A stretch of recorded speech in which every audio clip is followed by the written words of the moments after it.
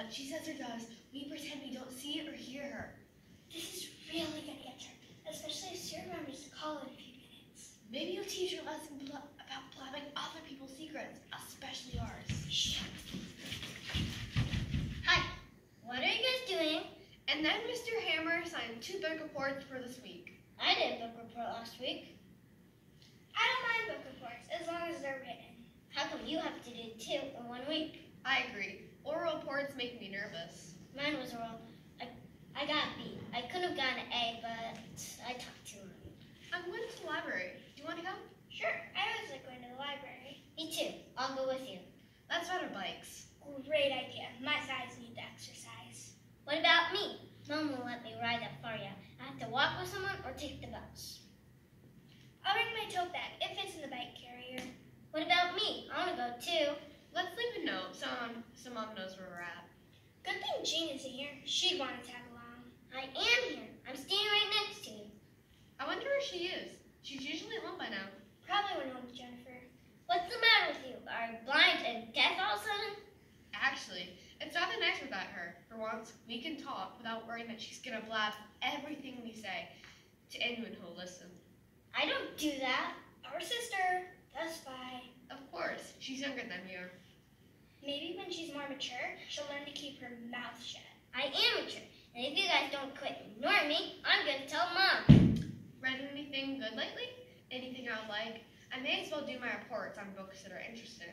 I haven't read anything but my biology text for weeks. I read one called Sisters Long Ago. It was good. That's why I didn't take biology. Too much memorizing. You guys aren't. If you think that you pretend I'm not here, I'll leave. I'll look for a novel at the library. I need a break from biology. Hello? No, she's in here. Can I take a message? Is that for me? I don't want to be bad. She's not home from school yet. Give me that.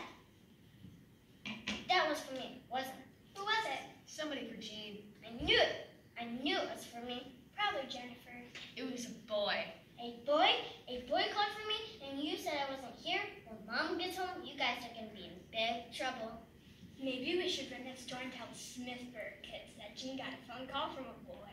Don't you dare. That's what she would have done if the call had been for one of us. Once, just once, I told the Smithburgs.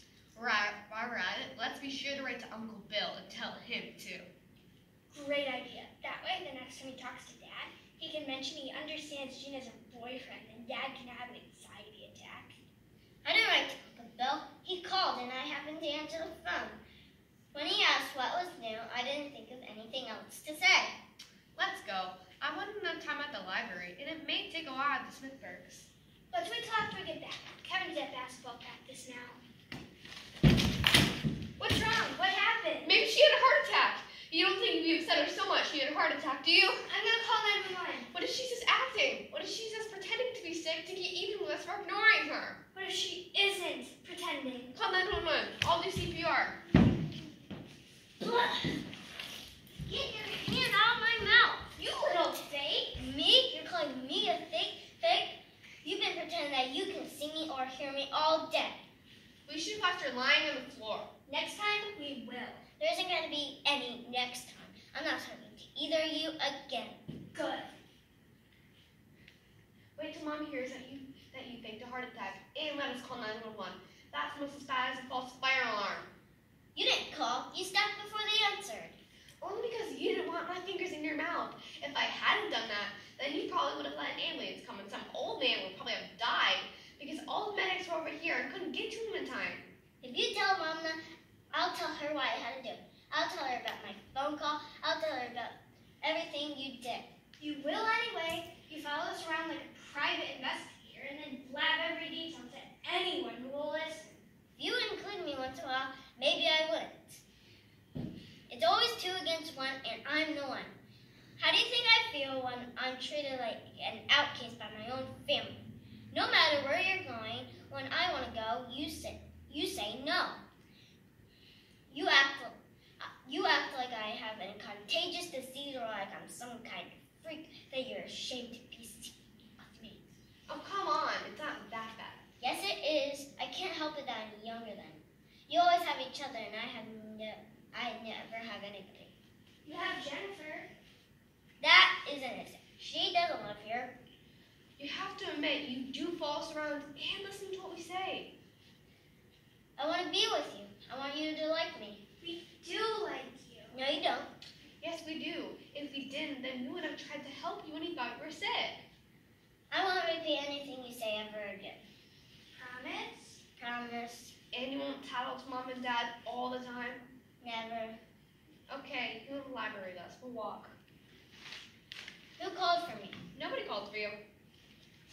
You said a boy called for me. Did he give his name? It wasn't a boy. It was Sue. Ashley answered. She said a boy asked for me. It was Sue. You told her to call. That's the meanest trick I ever heard of. I'm telling Mom. Are you? No. Let's go. Actually, if you had done that to someone but me, I would actually think it was funny. Maybe she really is getting mature. Finally.